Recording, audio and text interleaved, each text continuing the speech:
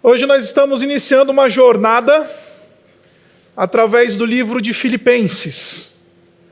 Talvez uma das cartas paulinas que eu mais goste. O livro de Filipenses é conhecido como a Epístola da Alegria. Porque como nós vamos ver ao longo dessa jornada, na carta de Paulo aos Filipenses, o apóstolo Paulo continuamente fala sobre alegria.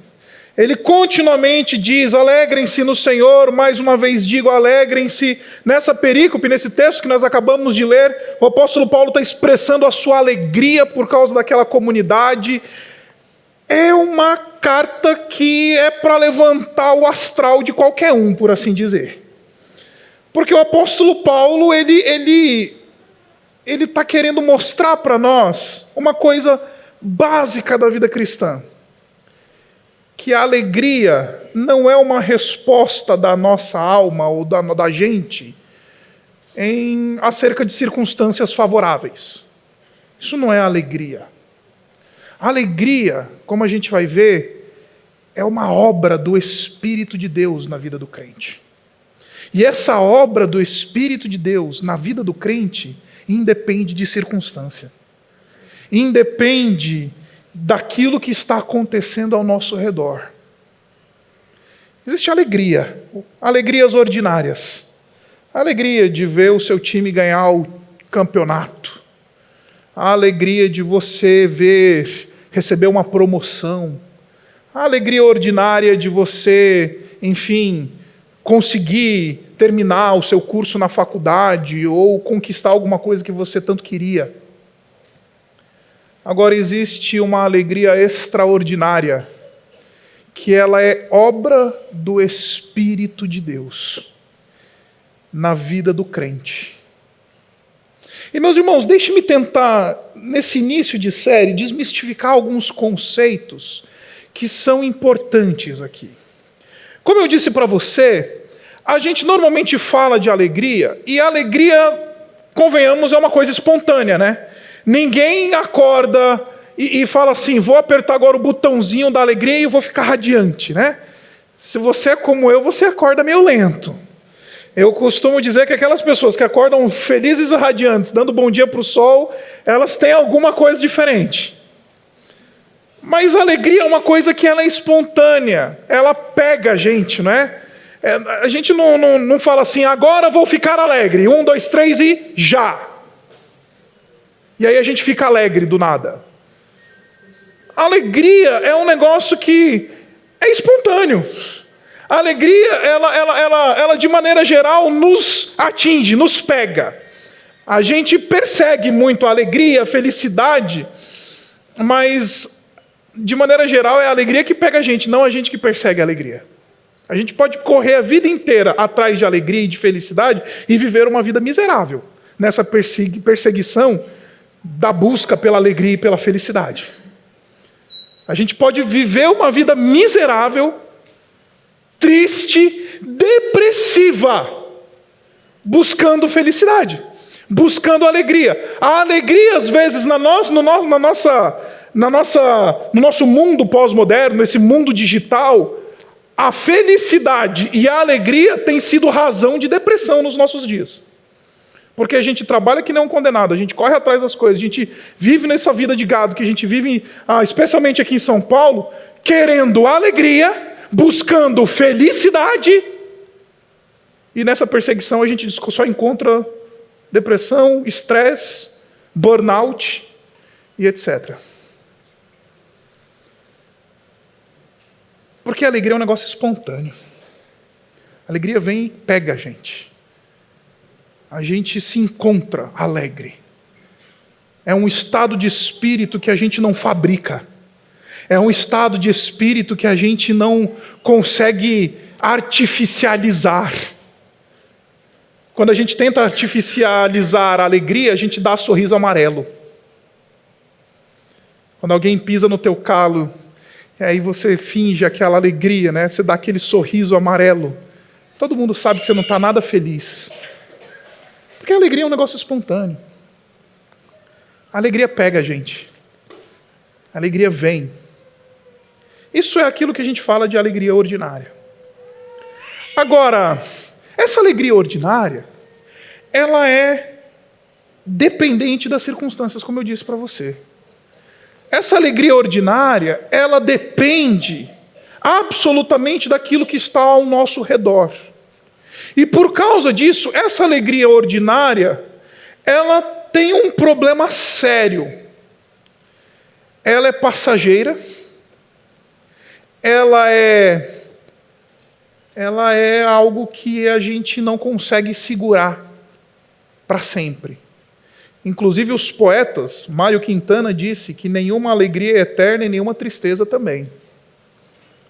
E a gente posta isso no Facebook como se isso fosse algo bom.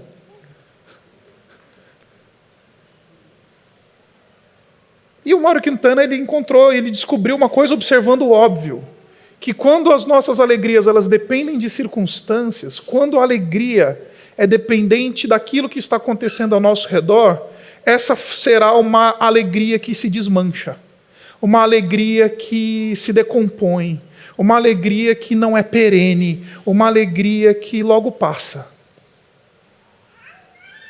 O apóstolo Paulo ele vem e propõe para a gente uma alegria que ela independe dessas coisas, porque ela é uma obra do Espírito de Deus na vida do crente e ajuda ele a ser alegre, ainda que as circunstâncias não sejam favoráveis. E, meus irmãos, o apóstolo Paulo está escrevendo essa carta de Filipenses para a igreja de Filipos, mais ou menos ali em 61 depois de Cristo, quando ele estava preso em Roma. E olha que paradoxo maluco aqui.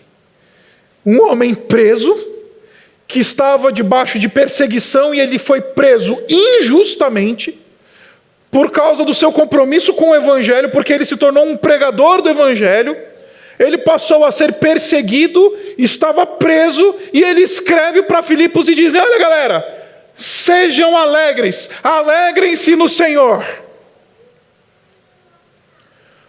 Ou isso é uma obra do Espírito de Deus, ou o apóstolo Paulo tinha que escrever uma carta profundamente depressiva para essa igreja, e dizer: oi, tadinho de mim, estou preso. E ele começa a ensinar para a gente a receita dessa alegria. Como é que o Espírito vem e trabalha na gente para que a gente desfrute de uma vida alegre, feliz. Ainda que as circunstâncias elas sejam adversas, ainda que as coisas estejam acontecendo de uma maneira que a gente eventualmente nem planejou ou nem quis, mas dá para ser alegre quando o Espírito Santo está operando em nós, independente da circunstância. Esse é o argumento de Filipenses. Alegria é dom. Alegria não é uma resposta da alma a uma circunstância. Alegria é um dom do Espírito de Deus operado no nosso coração. E como eu disse para você, nós vivemos a época da depressão. Nós vivemos o período... como eu comecei a estudar para pregar essa série para vocês, eu fui atrás de dados e tudo mais.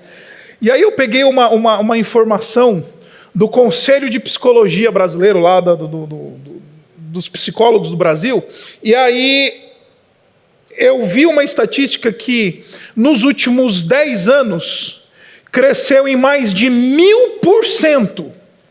Nos últimos 10 anos, cresceu em mais de 1000% o número de pessoas que são afastadas por depressão, estresse e burnout. A última década, no Brasil, cresceu em mais de 1000%. A pergunta que se levanta é: como é que isso pode acontecer, né? Por quê? Numa época de tecnologia, numa época de, enfim, uma série de coisas acontecendo, a gente desfrutando de recursos que a gente não desfrutava, as pessoas estão cada vez mais deprimidas, estressadas e enfrentando esgotamento espiritual.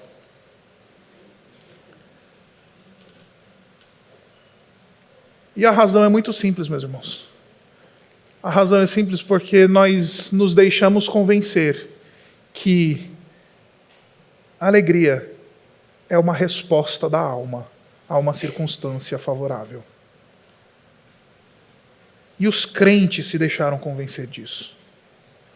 Então eu queria, durante essa jornada que nós vamos ter nessa série, eu queria convidar você a uma jornada de alegria.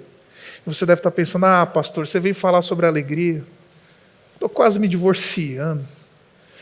Pastor, você veio me falar de alegria? Vou daqui a pouco perder o emprego. Vejo o prenúncio da demissão. Pastor, você vem me falar de alegria? Tem alguém enfermo na minha família. Pastor, você vem me inventar de falar de alegria? E eu estou com o nome sujo na praça. É porque a alegria é uma obra do Espírito de Deus. É um dom. É isso que eu vim tentar convencer você, não somente hoje, mas durante toda essa jornada. Abra comigo em Filipenses, no capítulo 1, esse texto que nós acabamos de ler. E a gente vai tentar entender o que está acontecendo aqui. O apóstolo Paulo está escrevendo para uma igreja que era uma igreja que ele tinha no coração. A igreja de Filipos, ela foi fundada durante aquilo que nós chamamos de segunda viagem missionária do apóstolo Paulo. O apóstolo Paulo, ele teve, se você se lembra ou já leu lá em Atos, a partir do capítulo 15, o apóstolo Paulo ele teve uma divergência com Barnabé e eles se separaram, ali no finzinho do capítulo 15. Barnabé, ele tinha uma visão, Paulo tinha outra, líderes com visões diferentes acabam se separando. Muita gente diz que Barnabé estava certo, Paulo estava certo, e etc. Ali é simplesmente o texto mostrando para nós que visões diferentes acabam separando líderes. Não tem um mais certo ou um mais errado. Os dois estavam defendendo princípios importantes para o Evangelho. E por causa dessa divergência que eles tiveram, eles se separaram. E então, o Barnabé, que era o companheirão de Paulo, ele foi para Chipre. E o Paulo, ele pegou o Silas e o Timóteo e falou, vou fazer uma segunda viagem missionária. E o desejo do apóstolo Paulo, nesse momento da história, ele queria alcançar a chamada Grande Ásia, aquela região que hoje você conhece como Afeganistão, Turcomenistão, o oeste da China, a Mongólia. Essa era a região que Paulo queria entrar e evangelizar. Só que é interessante que no capítulo 16 o texto vai dizendo para a gente que o Espírito de Cristo ia impedindo Paulo de ir naquela direção. Deus ele foi impedindo Paulo de ir para aquele caminho até que ele chegou numa cidade litorânea em Troade. Porque onde ele batia, ele tinha portas fechadas. E aí ele chega em Troade e ele tem lá a tal da visão do varão macedônio. Ele viu um homem europeu, um deus grego, irmãs. Porque o varão macedônio é obviamente bem diferente do varão asiático, né? Uma coisa é o louro europeu, outra coisa é o xing-ling asiático, com todo respeito aos asiáticos presentes. Então ele viu um homem europeu, e esse homem europeu, esse varão macedônio, ele disse para ele em seu sonho, passa a Macedônia e ajuda-nos. Então ele entendeu que isso era o direcionamento de Deus, que na verdade Deus não estava chamando ele para a Ásia, mas estava chamando ele para a Europa. E então ele atravessou o mar Egeu e chegou exatamente em Filipos. Filipos foi a primeira cidade que o apóstolo Paulo conheceu e pregou o evangelho quando ele foi na sua missão, na segunda viagem missionária. Ali em Filipos ele conheceu uma mulher chamada Lídia, uma mulher rica, proeminente, temente ao Senhor, uma judia, que ela era do mundo fashion. Ela vendia panos de púrpura. Sei lá, ela devia expor lá no Filipos Fashion Week. E ela fazia lá a sua exposição dos panos de púrpura, porque pano de púrpura na época era a vestimenta da elite. A púrpura era a cor dos Césares. E aí ele pregou o evangelho para essa mulher. na beira do rio. E essa mulher se converteu e se tornou a primeira convertida da Europa. Logo em seguida, depois de encontrar uma mulher do luxo, ele encontrou uma mulher do lixo. Uma mulher escrava e endemoniada, possuída por um espírito de adivinhação. E essa mulher,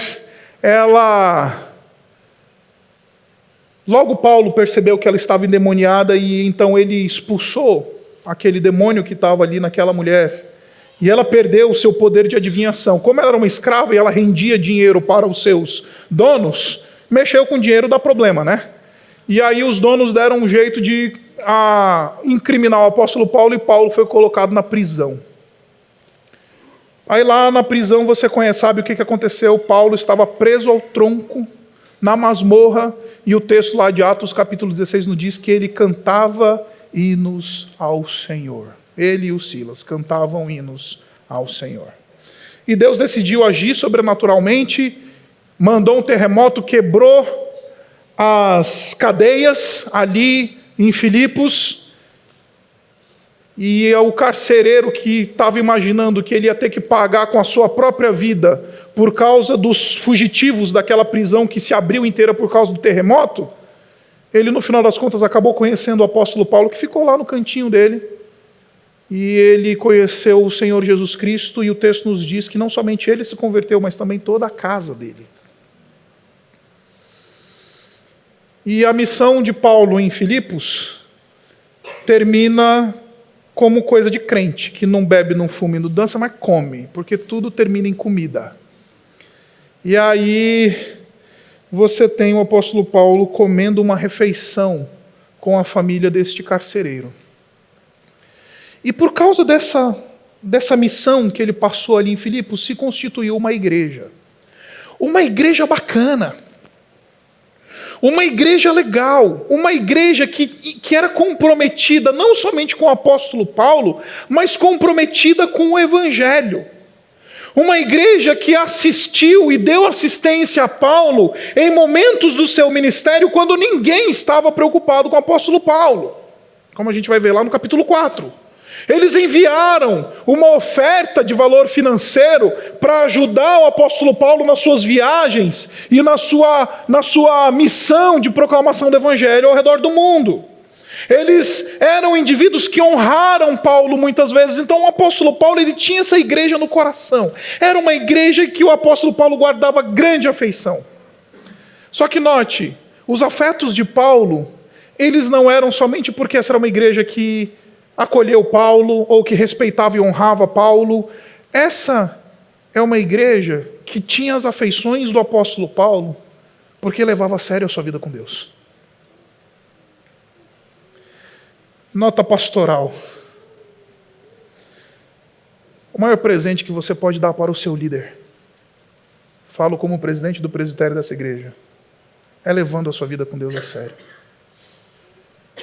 Nós, líderes dessa comunidade, a gente não precisa de presentes, a gente não precisa de dinheiro, a gente não precisa dessas coisas. O maior presente que uma comunidade dá para o seu líder é levando o seu Deus a sério. O apóstolo Paulo tem grande afeto por esse povo. Não é por causa dos presentes que ele recebeu, não é por causa da honra que ele recebeu, mas porque essa era uma comunidade que honrava o seu Senhor e levava a sua vida espiritual a sério. Esse é o maior presente que uma igreja dá para um pastor. Esse é o maior presente que uma comunidade entrega aos seus líderes. Levar a Deus a sério. E o apóstolo Paulo, ele começa se apresentando no versículo 1, e ele diz: Paulo e Timóteo. Timóteo foi aquele que eventualmente transcreveu essa carta que Paulo ditou, e diz: servos de Cristo Jesus, a todos os santos, aqueles crentes. Santos no Novo Testamento, você sabe, é uma palavra que traduz que se refere àqueles que creem em Jesus, todos os santos em Cristo Jesus, que estão em Filipos, com os bispos e diáconos. Os pastores e os diáconos também são objeto dessa carta. Ele não escreveu só para o povo, ele escreveu também para os líderes dessa igreja. E ele diz o seguinte: agradeço a meu Deus toda vez que me lembro de vocês. E aqui já tem bastante coisa para a gente olhar. O apóstolo Paulo, a partir daqui, ele vai começar a apresentar aquilo que eu quero chamar de os elementos de uma verdadeira alegria. E esses elementos dessa verdadeira alegria, eles, nesse texto eu vejo 5, eu vou tentar ir o mais rápido que eu puder para a gente ver esses 5. E o primeiro deles é simples. É a alegria de uma memória redimida. A alegria de uma memória redimida. Olha o que o texto diz. Agradeço a meu Deus toda vez que me lembro de vocês. Meus irmãos, aquele que conhece a Deus e aquele que se entregou ao Senhor Jesus Cristo, ele tem uma bênção que poucas vezes a gente se lembra ou às vezes nem sabe que ela existe, que é a bênção de uma memória redimida, no sentido de que Deus trabalha em nós e o Espírito trabalha na nossa mente e faz questão de nos trazer à mente coisas que nos mostram a bênção de Deus. O apóstolo Paulo está dizendo, eu só tenho boas lembranças de vocês. As lembranças ruins, o Espírito trabalha na minha vida. O Espírito ele faz questão de apagar da minha mente, ou de fazer com que essas lembranças ruins, elas não sejam razão de mexer nos meus afetos. Ele está dizendo, quando eu lembro de vocês, eu só lembro de coisas boas. O Senhor só me traz doces lembranças. Aquilo que você cultiva na mente vai determinar o teu estado de espírito. E quando o Espírito de Deus trabalha na vida do crente, em vez da gente ser aquele tipo de gente que fica guardando, sabe aquele que guarda, que segura a pisada no calo, que não abre mão, esse vai me pagar. Não me pagou aquele dinheiro que eu emprestei. E fica segurando. E fica amargando aquele negócio na alma e no coração. Esse vive uma vida miserável. O apóstolo Paulo fala, o Espírito trabalha em mim de tal maneira que as memórias que eu tenho de vocês são doces. Lembre-se, o apóstolo Paulo podia se lembrar que essa igreja foi gerada por muito custo dele. Ele foi preso. Ele foi açoitado. Essa igreja custou muito a ele. Custo pessoal, de esforço. Ele podia ficar querendo jogar na cara desses crentes e falar, olha crentes, vocês só existem porque é o seguinte, eu fui para a prisão por vocês. Eu sofri perseguição por amor de vocês. Olha, crentes, eu fiz e passei poucas e boas por causa de vocês. Mas o apóstolo Paulo ele tem uma memória redimida. Ele guarda as boas lembranças. Ele está dizendo, eu agradeço ao Senhor toda vez que eu me lembro de vocês. Eu agradeço ao Senhor toda vez que me vem à memória alguma coisa relacionada a vocês. Eu tenho uma mente redimida. Isso, meus irmãos, é uma obra do Espírito. Porque a nossa inclinação natural é guardar a ofensa. A nossa inclinação natural é segurar aquela picuinha. É guardar a ferida e a cicatriz e deixar ela lá.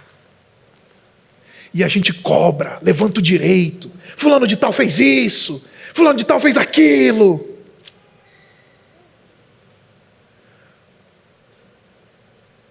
Eu vi essa manhã dizer, deixa Deus redimir as tuas lembranças. Deixa Deus trabalhar no teu coração e a tua memória. Porque você vai encontrar alegria. Mas pastor, aquela pessoa me traiu. Senhor, redime as minhas lembranças. Senhor, guarda o meu coração. Não permita que eu alimente o meu coração com coisas que vão ser tóxicas no meu coração. Ah, povo de Filipos, eu só guardo o que é bom. Eu só tenho as boas lembranças. Isso me alegra de um jeito que vocês não têm ideia. Eu louvo ao Senhor, porque todas as vezes que eu me lembro de vocês, eu não fico lembrando das picuinhas, eu não fico lembrando dos problemas, eu lembro das coisas boas. A alegria de uma mente redimida. Quem é que você tem guardado? Contra quem você tem guardado ofensas? Contra quem você está... Eu vim dizer para você essa manhã, se liberta disso. Esse é o caminho do Espírito de Deus operando no nosso coração para nos levar a uma vida de verdadeira alegria. Porque eu vou dizer uma coisa para você. Por mais que eventualmente você se vingue daquele que te fez algo ruim, ainda assim não vai ser operado em você alegria e prazer. Você pode até dizer, toma, se lascou, fez isso comigo. Mas isso não vai produzir alegria em você.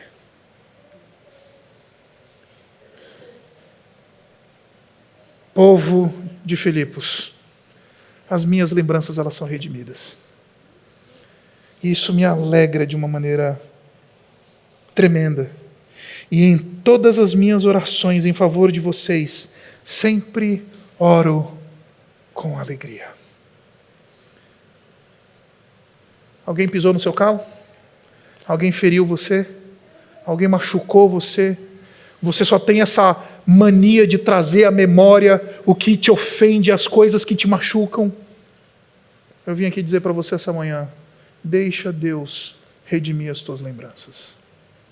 Entrega ao Senhor. Abre o teu coração. Libera perdão quando precisar liberar perdão. E deixa passar. Deixa o Espírito operar. Ore pelos seus inimigos. Ore por aqueles que eventualmente machucaram você.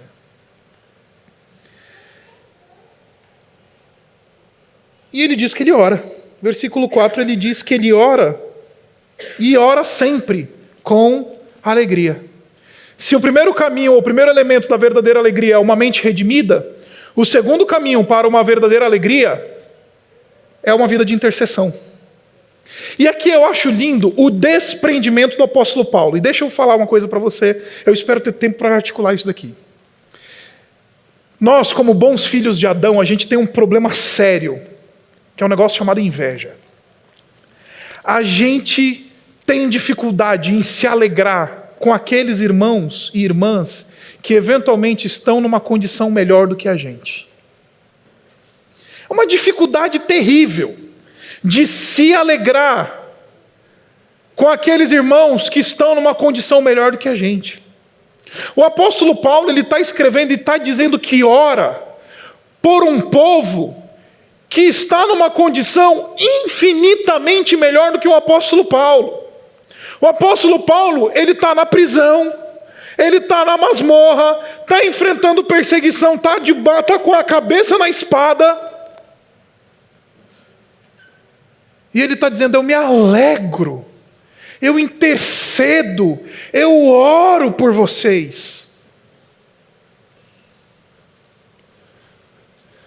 E é interessante que quando os nossos irmãos e irmãs eles estão melhores do que a gente fica com inveja. Fica com aquela raivinha santa, né? Ai, droga, por que Deus não me fez assim também? Por que Deus não me deu isso para mim também?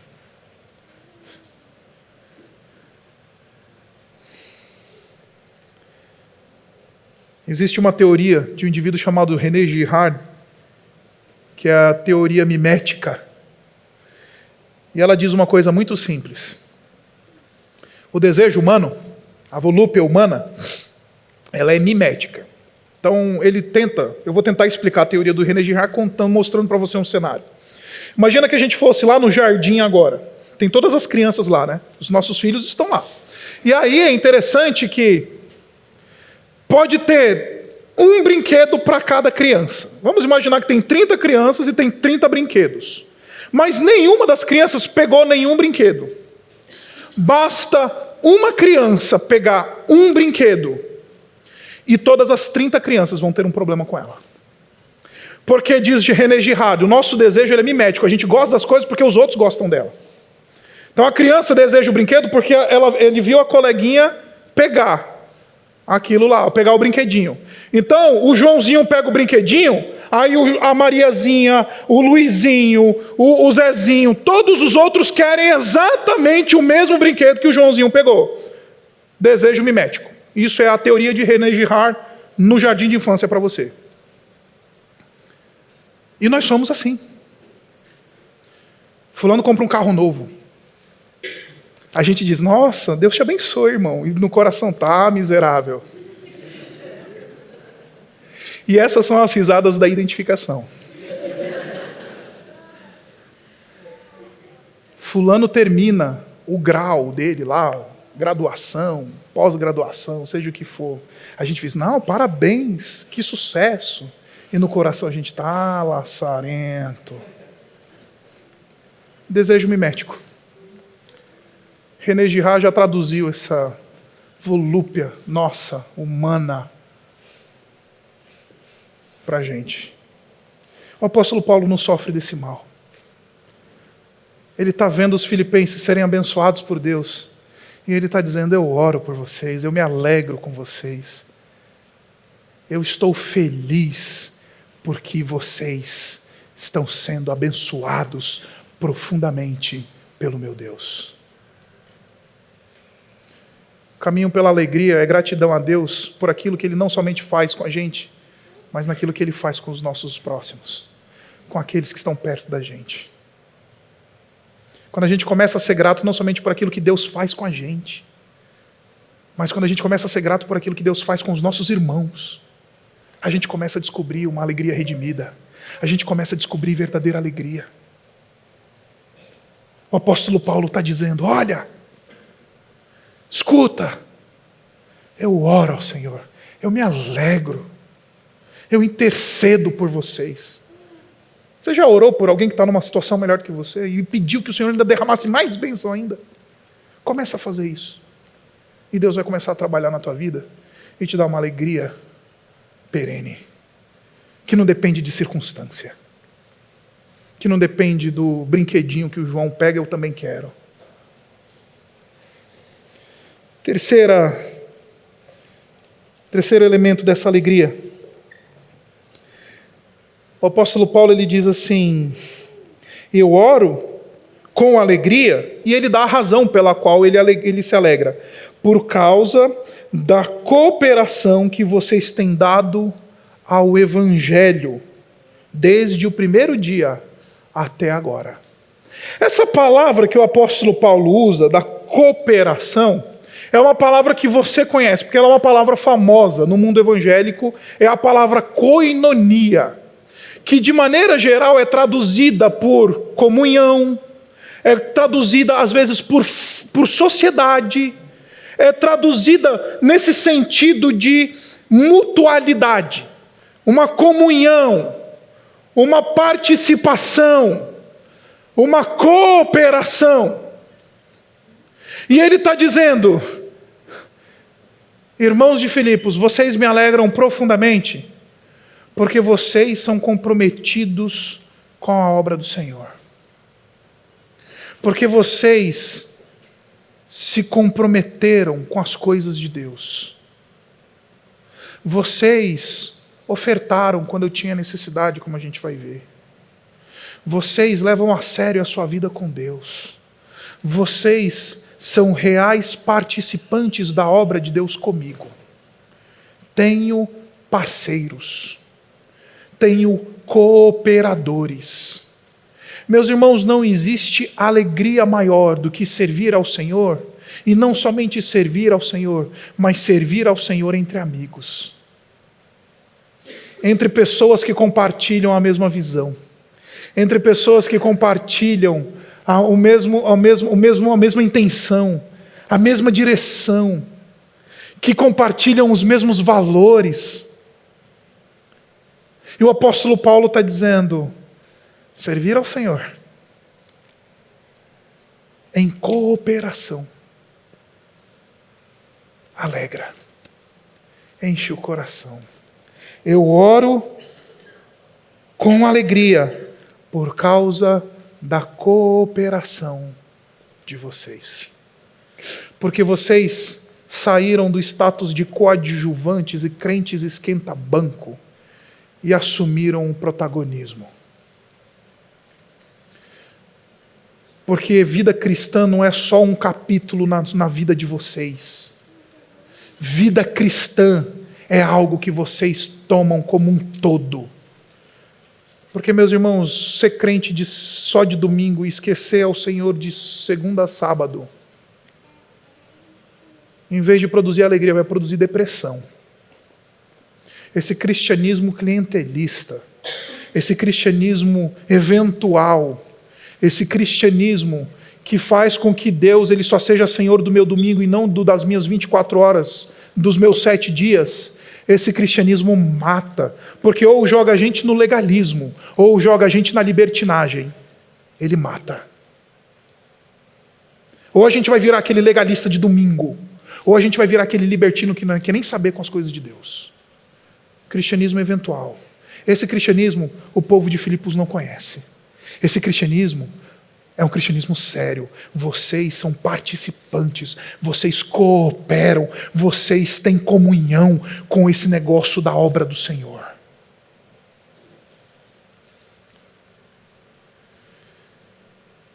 Ontem eu estava conversando com o grupo que está sendo treinado para a diaconia da nossa igreja e contei para eles uma coisa que eu acho que isso explica bem esse negócio de o que é essa cooperação na obra do Senhor. Cooperação na obra do Senhor é você ter prazer na fadiga pela obra de Deus. Deixa eu explicar o que eu estou querendo dizer para você. Eu tenho um dia, um tempo da minha maior alegria. Minha esposa está aqui, ela não me deixa mentir. Domingo à noite. Meus irmãos, domingo à noite eu chego em casa, às vezes por volta das 10 da noite, moído. Que pregar 2 vezes, às vezes depois do culto tem um aconselhamento, hoje tem à tarde tem um DNA. Estou aqui. Eu chego em casa moído no domingo à noite. Mas eu chego em casa numa alegria, num senso de realização que você não tem ideia.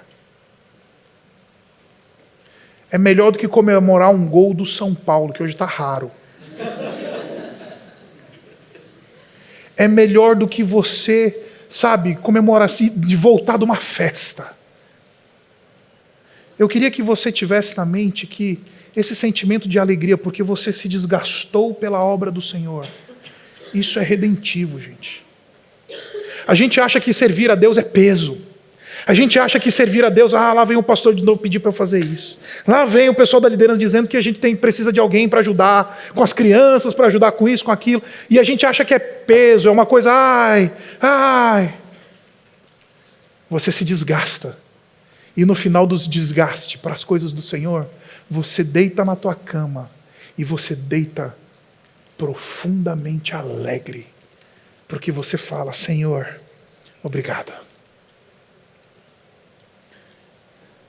É aquele cansaço que vale a pena. De segunda a sexta-feira você experimenta aquele cansaço que te deprime. No domingo você devia chegar em casa cansado e falar, Senhor, obrigado, porque foi bom demais. Agostinho diz, naquilo que se ama, não há fadiga. E se há fadiga, ama-se a fadiga. Naquilo que se ama, não há fadiga. E se há fadiga, ama-se a fadiga. Você ama alguma coisa? Não tem fadiga. E se tiver fadiga, se tiver cansaço, esse cansaço vai ser prazeroso. Os crentes de Filipos entenderam essa receita e falaram, nós somos cooperadores. Nós estamos envolvidos nesse negócio. Nós vamos nos deixar desgastar pelas coisas do Senhor. Eu não quero me desgastar só para construir um patrimônio, me desgastar só para ter uma carreira, me desgastar só para criar filho. Eu quero me desgastar naquilo que vale a pena, que tem valores eternos, tem dividendos na eternidade. Naquilo que se ama não há fadiga. E se há fadiga, ama-se a fadiga. Eu tenho que andar. 4º lugar. Alegria no processo de salvação. Esse é o quarto elemento da alegria espiritual. Olha só o que ele diz no versículo 6. Ele diz assim: eu estou convencido de que aquele que começou a boa obra em vocês vai completá-la até o dia de Cristo Jesus. Esse é um texto conhecidíssimo, mas muito mal interpretado. Hoje eu quero corrigir uma interpretação evangélica desse texto. As pessoas começam, a construir uma casa. Aí está lá no processo de construção da casa. Aí acaba o dinheiro no meio da construção. Aí ele diz assim: não, mas o Senhor me prometeu que aquele que começou a boa obra, ele há de completá-la. Tem nada a ver com isso, gente. Tem nada a ver com olerite, não tem nada a ver com plano de carreira. Não, o Senhor começou uma obra na minha vida e eu vou seguir aqui na minha empresa para o topo e avante. Porque o Senhor, Ele me garante que aquele que começou a boa obra há de cumprir. Está errado, não leia mais esse texto dessa maneira, por favor. Porque o texto não está falando disso. O texto está falando da obra da salvação que Deus opera na vida do crente. E ele está dizendo: aquele Deus que te salvou, aquele Deus que te redimiu, Ele vai te santificar, Ele vai produzir em você uma nova criatura, e Ele vai completar isso até o dia da glorificação. Alegre-se, porque o que Deus começou vai ter fim. Alegre-se, porque aquilo que Deus está operando em você, Deus vai levar a cabo. Por isso que ele diz, Filipenses, eu estou feliz, porque se a obra já ainda está incompleta, e vocês já são essa bênção, imagina quando o Senhor completar esse negócio. Imagina quando o Senhor fizer isso cumprido. Aquele que começou a obra em vocês, Ele não vai largar vocês, Ele não vai desapontar vocês, Ele não vai deixar vocês no meio do caminho. Deus, meus irmãos, Ele entende conduzir a mim e a você até a glorificação, e Ele vai realizar isso em nós. Ele vai levar a sua igreja até o fim. Ele vai garantir que o seu filho, o noivo, encontre uma noiva pura e sem mácula. Então você está enfrentando pecado, está difícil, se alegre, porque você tem o poder de Deus operando na sua vida, te garantindo que isso não é para sempre. É isso que significa aquele que começou a boa obra. E interessante que o apóstolo Paulo ele diz assim: eu estou convencido. Isso não é só uma ideia que sugeriram para ele. Isso não é só uma tese que ele está argumentando. Ele está convencido. Ele não muda. O Espírito colocou uma verdade no seu coração tão grande, que ele falou: não importa os tropeços, não importa onde você está, meu irmão e minha irmã, levanta essa tua cabeça, porque o Senhor, Ele vai nos levar e nos entregar no dia de Cristo.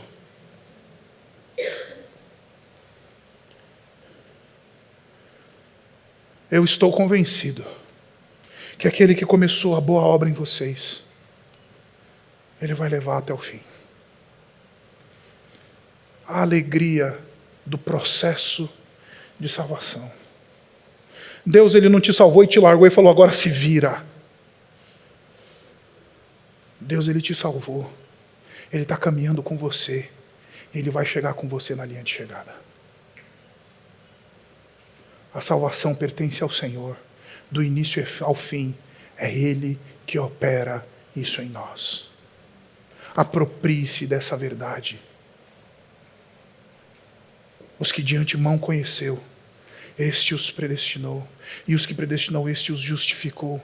E os que os justificou, este os glorificou. É o fim. Que bom que não depende de mim e de você, meu irmão. Porque se dependesse de mim e de você, sabe o que ia acontecer? Ia ficar no meio do caminho. Porque na primeira onda contrária da vida, ia ficar no meio do caminho. Mas o Senhor garante que Ele vai levar a gente até lá. Ele vai completar o processo de salvação na minha e na sua vida. Se isso não desperta em você um senso de alegria, se isso não desperta em você ânimo, se isso não promove em você prazer, deleite, alegria no teu Senhor, eu acho que você não entendeu o que é o Evangelho. Porque quando a gente lê esse tipo de texto, a gente tem que falar: Senhor, obrigado. Porque eu sei que eu vou chegar lá. Porque a tua promessa me diz muito claramente: ora, aquele que começou a boa obra em vocês, vai completá-la até o dia de Cristo. E em último lugar, a alegria da afeição. Essa alegria que é fácil você perceber. Versículo 7, ele diz assim: é justo que eu me sinta assim a respeito de vocês. Olha só, ele está dizendo, é justo. É justo. Não falta e nem sobra, é justo que eu me sinta assim a respeito de vocês. Eu tenho razões para me sentir assim a respeito de vocês. Ter esse afeto por vocês. Uma vez que os tenho em meu coração, pois quer nas correntes que me prendem, quer defendendo e confirmando o Evangelho, todos vocês participam comigo, e aqui não é mais da obra, agora é da graça de Deus.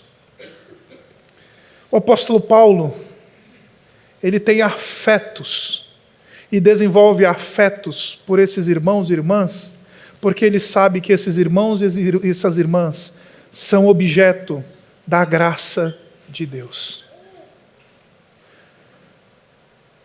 É interessante que Deus ele tem graça para com algumas pessoas e a gente não guarda afeto por elas. A gente prefere guardar raiva.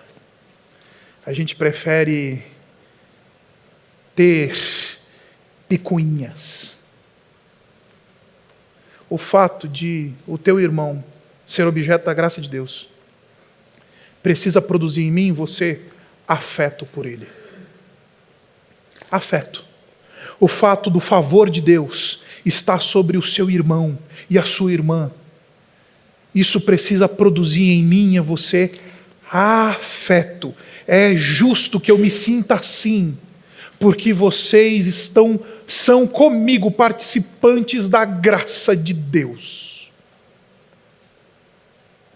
Porque Deus derramou sobre vocês, filipenses, a sua graça. Vocês vão ter de mim afeto.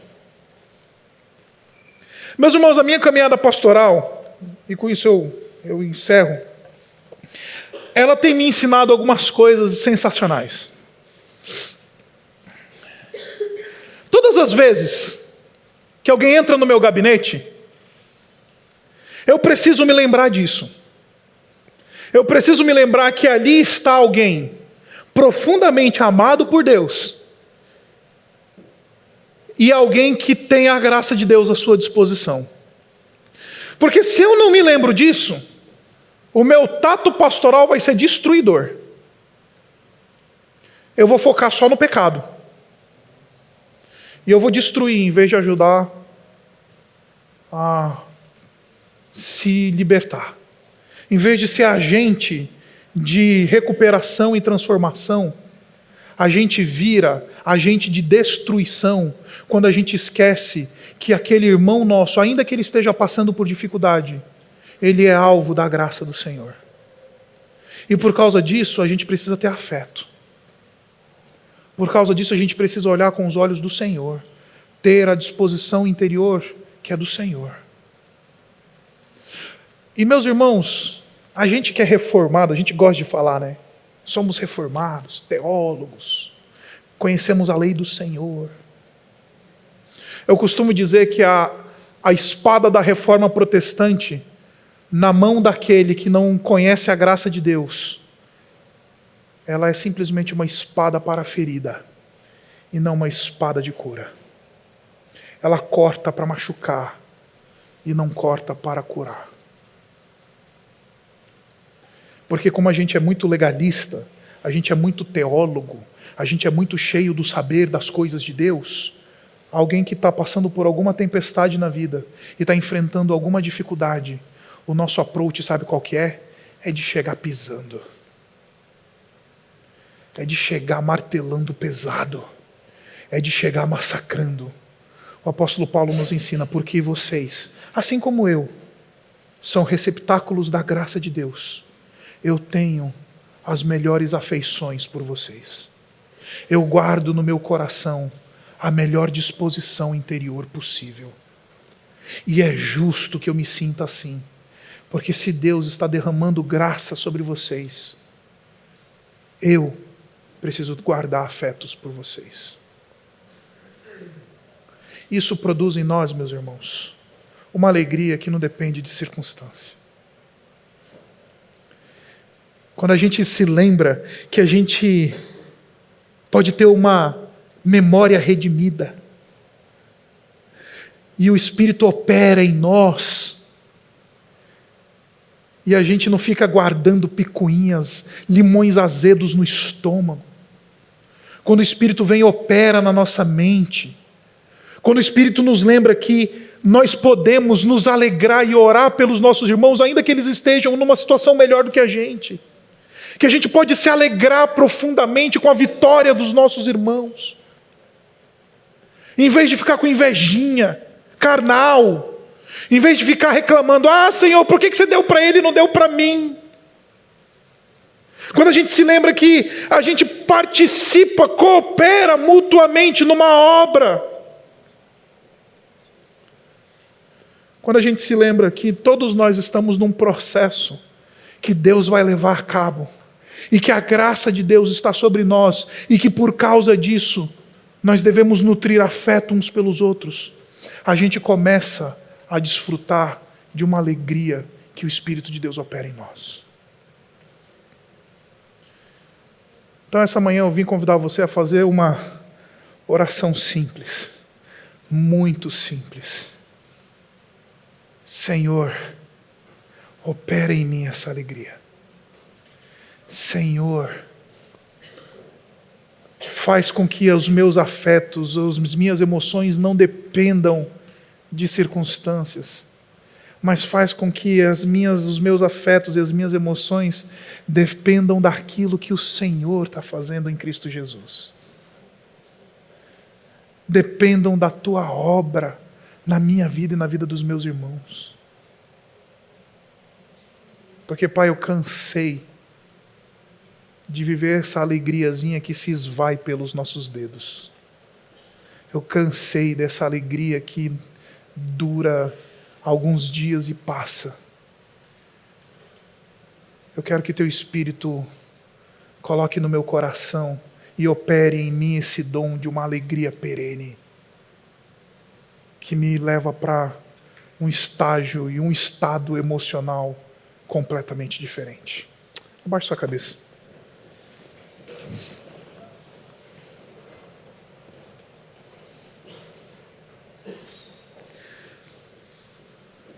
Alegrias ordinárias e uma alegria extraordinária. Alegria de uma mente redimida, uma memória redimida. Alegria de interceder pelos nossos irmãos e orar por eles e celebrar aquilo que Deus está fazendo na vida deles. A alegria de participar na obra que Deus está fazendo nessa terra. A alegria de ser objeto desse trabalho de Deus, concluindo a obra que Ele começou em nós. E a alegria de nutrir afeto pelos nossos irmãos e irmãs, porque eles também são objetos da graça de Deus. Obrigado, Pai, pela Tua palavra. Obrigado porque é possível experimentar uma alegria que independe das circunstâncias. Pai, enquanto esse mundo oferece alegrias passageiras, enquanto esse mundo oferece realizações que se decompõem, obrigado porque o Senhor nos lembra que nós somos chamados para uma alegria que ela dura, que ela está baseada em outras coisas que não nas circunstâncias. E Pai, essa manhã eu oro por mim e pelos meus irmãos. Pai, como a gente precisa redimir as nossas memórias, as nossas lembranças, a nossa mente. Como a gente alimenta a nossa mente com lembranças ruins, com coisas que a gente faz questão de segurar. A gente coloca limões azedos no nosso estômago, na nossa alma. E a gente não abre mão disso. Pai, que essa manhã o Senhor opere em nosso meio. E ajuda-nos, Pai, a estarmos experimentarmos essa obra do Teu Espírito, redimindo a nossa mente.